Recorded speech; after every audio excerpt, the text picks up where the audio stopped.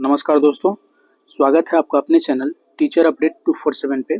दोस्तों, इस वीडियो में हम लोग बात करेंगे शिक्षकों की लंबे अरसे से जो मांग चली आ रही है उसको लेकर एजुकेशन डिपार्टमेंट का जो एक टीम बना हुआ था, जिसमें पंकज सर थे, साइला मैम थी, सचिव जी थे, इन सारे लोगों का मिला के एक टीम बना हुआ था, एक कमेटी का गठन हुआ था, जिससे टीचर्स के सारे डिमांड को लेकर एक रिपोर्ट सौंपनी थी। उसको लेकर बहुत ही अच्छा पॉजिटिव न्यूज़ निकल के सामने आ रहा है और वो दिन दूर नहीं जब आपकी सारी मांगों को लगभग मान लिया जाएगा और आप में एक नई ऊर्जा का संचार होगा। तो चलिए जानते हैं जो अपडेट आ रहे हैं इनमें कितनी सच्चाई है और ये कहाँ तक सही है और इस अपडेट में क्या क्या की पॉइंट्स है।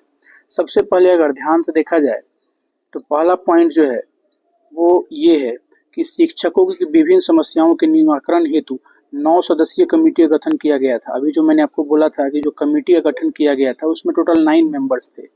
तो पहला जानकारी ये दिया जा रहा है कि टीचर्स जो थे उनके हर प्रॉब्लम के सॉल्व करने के लिए जितनी भी उनकी मांगे थी, उनकी मांगों को पूरा करने के लिए 9 सदस्यों के कमेटी का गठन किया गया था।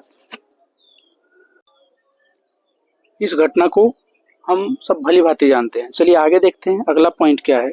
यह कमेटी कल यानी 25 सितंबर, ये कल रात का ही मैसेज था लेकिन मैं आपको अभी इसका अपडेट दे रहा हूँ, 25 सितंबर जो कि आज का दिन है, यानी आज अपनी रिपोर्ट शिक्षा विभाग को सौंप सकती है। यानी ये जो 9 मेंबर्स का जो एक कमेटी का गठन किया गया था, इस कमेटी के गठन का जो भी रिपोर्ट था, जो भी उन्होंने समस्याओं को सुना, अपने अनुसार, अपने अनुभव के अनुसार उसको परखा, उसका हल निकाला, उसका एक निर्धारित तिथि हो गया है कि 25 सितंबर यानी आज का जो दिन है, इसमें क्या कर सकता है एजुकेशन डिपार्टमेंट को, वो अपना रिपोर्ट सौंप सकता है। यानी जो भी आपके डिमांड्स थे उनका हल कर लिया गया है। अब उसका जो रिजल्ट है वो एजुकेशन डिपार्टमेंट को सौंप दिया जाएगा, जिसको एजुकेशन मिनिस्टर जी आके उसको पब्लिश कर सकते हैं। ठीक है, नेक्स्ट पॉइंट देखते हैं। तीसरा पॉइंट क्या है? तीसरा पॉइंट है रिपोर्ट में शिक्षकों की मांगों और समस्याओं के समाधान के सुझाव शामिल होंगे। सीधी सी बात कि जिस काम के लिए उनका गठन किया गया था कमेटी का, उसी काम का रिपोर्ट आया होगा, उसी काम का रिजल्ट आया होगा। तो इसमें टीचर्स की जो डिमांड्स थी, जो धरना प्रदर्शन आप देख रहे होंगे, गर्दनी बाग हमेशा भरा ही रहता है टीचर्स के डिमांड से, और होना भी चाहिए भाई। टीचर्स इतने मेहनत करते हैं उनके एक इमेज को अच्छा बनाने के लिए, उनके डिमांड्स को अगर पूरा नहीं किया जाएगा तो फिर पब्लिक में उनका कुछ अच्छा खासा मतलब इमेज नहीं रह जाएगा।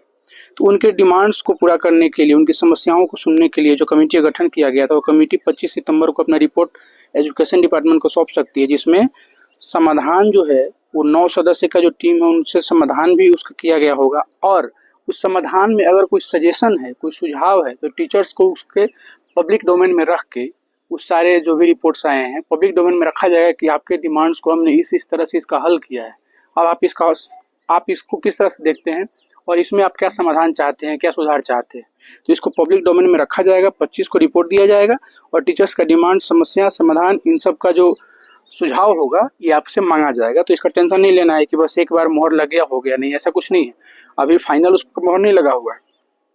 ठीक है, अब यहाँ पे देखिए, परसों यानी 27 सितंबर को शिक्षा मंत्री द्वारा 27 सितंबर को शिक्षा मंत्री द्वारा आधिकारिक घोषणा होगी। 27 सितंबर को एजुकेशन मिनिस्टर जो हमारे हैं आदरणीय श्री सुनील कुमार जी, उनके द्वारा ये जो 25 सितंबर को रिपोर्ट यानी आज जो रिपोर्ट सौंपा जाएगा, उस रिपोर्ट का पब्लिक डोमेन में उसका मतलब अनाउंसमेंट हो जाएगा सुझाव देने के बाद कि भाई उसका पब्लिक डोमेन में उसका क्या हो जाएगा कि आपके सामने रख दिया जाएगा कि हमने इसका ये हल किया है और इसका समाधान में आपके द्वारा क्या स्टेप उठाए जा रहे हैं, आप इसको किस तरह से देखते हैं, आपका सजेशन क्या है, उसको लेकर 27 सितंबर को आधिकारिक घोषणा हो जाएगा, यानी ऑफिशियल अनाउंसमेंट हो जाएगा।